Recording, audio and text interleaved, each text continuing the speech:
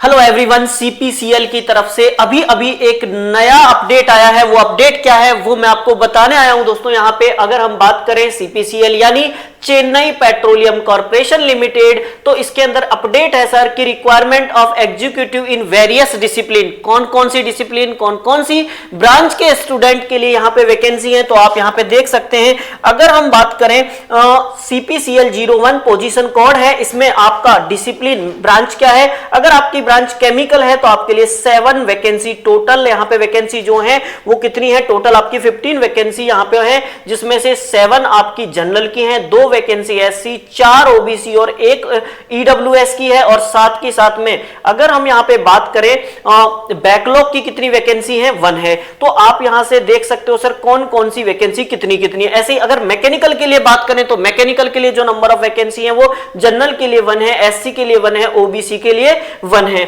इसके अलावा इलेक्ट्रिकल जिनकी ब्रांच है उनके लिए वैकेंसी जनरल वाले स्टूडेंट के लिए 1 है, एससी की 1 है, एसटी की 1 है और ईडब्ल्यूएस की 1 है। तो ये वैकेंसी जो है अलग अलग ब्रांच, कोई मैकेनिकल वाला है, कोई इलेक्ट्रिकल का स्टूडेंट है और कोई सिविल का स्टूडेंट है, तो उन सभी के लिए, सिविल वालों के लिए नहीं है, खासकर ये कि मैकेनिकल, इलेक्ट्रिकल और केमिकल के लिए ही है भाई ये वैकेंसी, है ना। आप सोच रहे होंगे सर पहली बार ऐसा हुआ है कि सिविल के लिए नहीं आई, हाँ, तो ये वैकेंसी जो है। इसके अलावा अगर मैं आपको बात करूं कैसे क्या प्रोसीजर होगा, कैसे फॉर्म फिल होगा, क्या क्राइटेरिया है, ये सारी बातें हम यहां पे कर लेते हैं। Reservation for candidate belong to SC, OBC, non cream layer and EWS category के लिए वही रिजर्वेशन क्राइटेरिया है जो कि नॉर्मली रहता है। हर एक जो भी आपकी वैकेंसी आती है उसी हिसाब से जो है यहां पे भी रिजर्वेशन क्राइटेरिया है एससी, ओबीसी, ओबीसी में कौन से, नॉन क्रीम लेयर और ईडब्ल्यूएस के लिए। इसके अलावा अगर हम लोग बात करें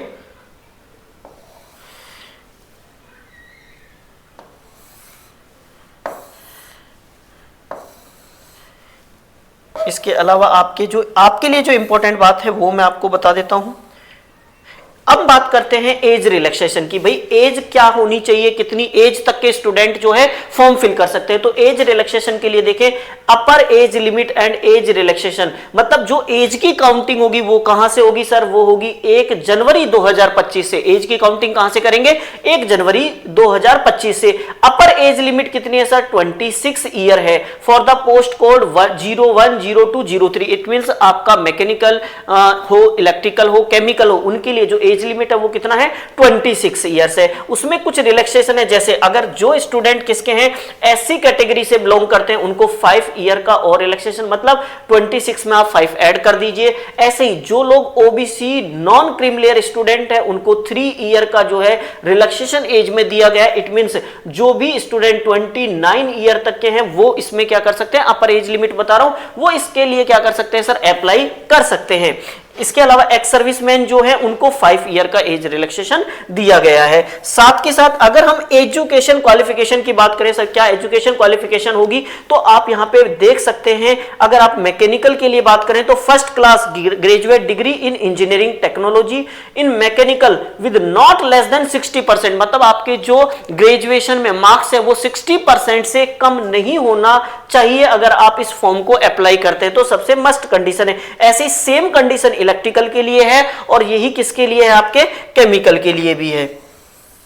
इसके अलावा अगर हम बात करें सर कब से फॉर्म स्टार्ट होंगे, क्या फॉर्म फीस, उन सब की अगर मैं यहां पे बात करता हूं तो सब कुछ आपको दिखाया। मोड ऑफ सिलेक्शन, सबसे पहली और इंपॉर्टेंट बात तो है सर सिलेक्शन कैसे होगा, सिलेक्शन प्रोसेस क्या होगा। तो देखो, the online test shall be 120 marks of 2 parts, मतलब दोस्तों इसमें एक ऑनलाइन टेस्ट होगा, कितने, 120 मार्क्स का, जिसमें से जो 50 क्वेश्चन होंगे, इसमें जो 50 क्वेश्चन होंगे वो किसके होंगे, आपके जनरल एप्टीट्यूड, इसमें verbal ability, GK, reasoning, logic and numerical ability सब कुछ आ जाएगा, मतलब आपका रीजनिंग भी आ जाएगा, जीके जीएस भी आ जाएगा, आपका मैथ एप्टीट्यूड भी आ जाएगा, उसके क्वेश्चन होंगे 50। इसके अलावा 70 क्वेश्चन आपकी जो भी ब्रांच है, मैकेनिकल से हैं तो मैकेनिकल, इलेक्ट्रिकल से हैं तो इलेक्ट्रिकल, और अगर आप केमिकल से हैं तो केमिकल, उसके क्वेश्चन 70 आएंगे। साथ के साथ इस पे जो नेगेटिव मार्किंग होगी वो कितनी होगी सर, नेगेटिव मार्किंग होगी 1/4 और मल्टीपल चॉइस क्वेश्चन होंगे। इसके अलावा अगर हम बात करें फाइनल सिलेक्शन प्रोसीजर की, तो इसमें 85% तो रिटन टेस्ट, मतलब जो आप टेस्ट दे रहे हैं उसका वेटेज कितना है सर, 85% है। इसके अलावा 15% जो है पर्सनल इंटरव्यू आपका होगा, उसका वेटेज होगा। तो ऐसे करके टोटल 100% में से जो भी आपके मार्क्स आते हैं उसके बेसिस पे आपकी मेरिट बन जाएगी और आपका फाइनल सिलेक्शन हो जाएगा।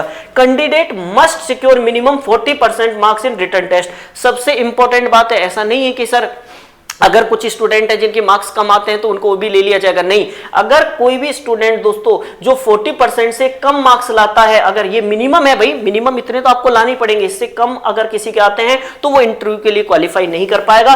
और अगर पर्सनल इंटरव्यू में हाँ सर दोनों में मिला के है, candidate must 40% mark written test and personal interview दोनों में मिला के अगर 40% से कम मार्क्स हैं तो आप जो है इसके लिए एलिजिबल नहीं होंगे, आपको बाहर कर दिया जाएगा। लेकिन अगर आप SC ST और PWBD स्टूडेंट है तो आपको कितने लाने होंगे, दोनों में मिला के 35% मार्क्स यहाँ पे लाने होंगे। CBT मिला के और आपका जो पर्सनल इंटरव्यू है दोनों में मिला के आपको इतने मिनिमम परसेंटेज मार्क्स तो लाने ही होंगे।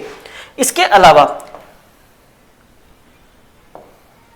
भाई क्या पे स्केल क्या रहेगा, तो पे स्केल जो आपके मैकेनिकल सिविल नहीं, मैकेनिकल, इलेक्ट्रिकल और केमिकल के लिए जो भी पे ग्रेड है वो कितनी है सर, 50,000 से 160 के बीच में है। बेसिक पे आपका 50,000 है, 50,000 रुपये है भाई, ठीक है।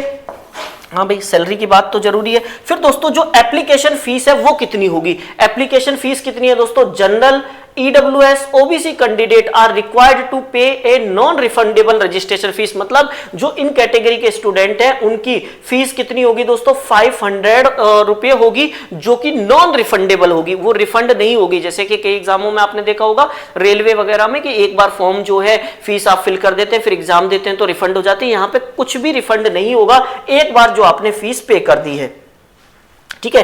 SC ST PWD ex serviceman women candidate को कोई भी फीस देने की जरूरत नहीं है।